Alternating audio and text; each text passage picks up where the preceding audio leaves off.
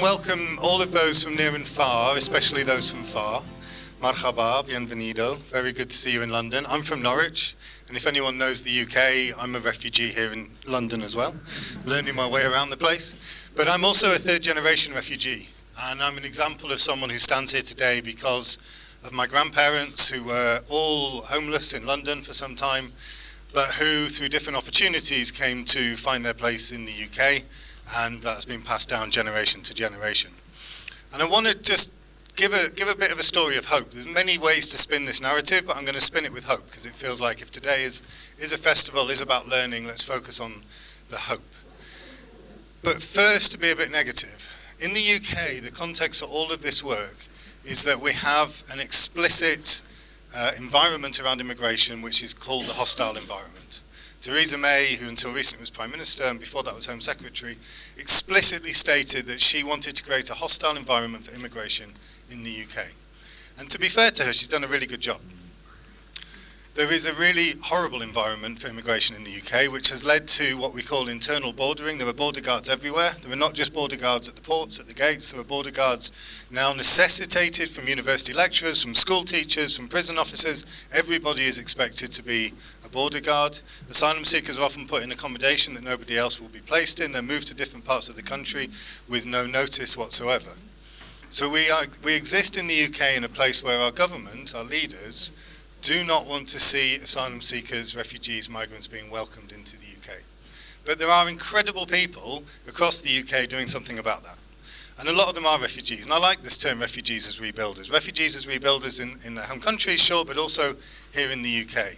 And I represent a movement called City of Sanctuary, which started in Sheffield in 2005 as a reaction to that hostile environment. It didn't have that name at the time, but it was a similar thing happening.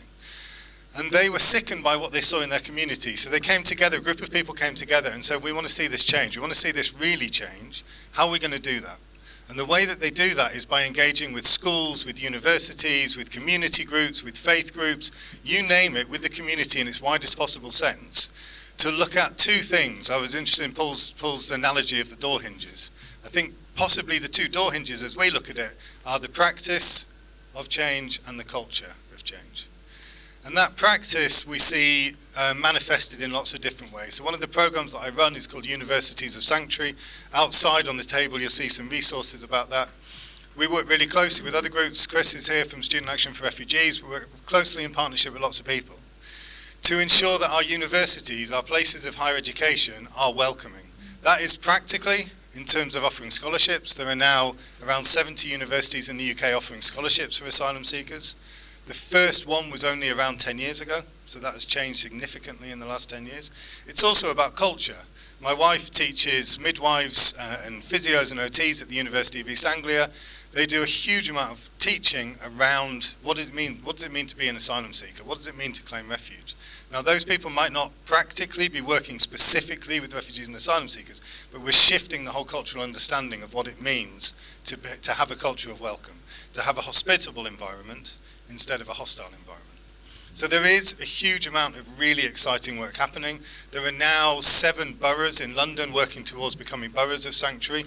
Not to put any pressure on the Lord Mayor, but we're not yet working with Westminster, and it'd be wonderful to do so. But I want to sort of throw out 2 challenges to finish. And what I've heard today is inspiring. I was extremely inspired by what you're talking about in Sweden, that cross-community, cross-cultural work, colleges learning from each other, and some of that is starting to happen here. But I think there's a couple of major challenges for the context of the UK, certainly.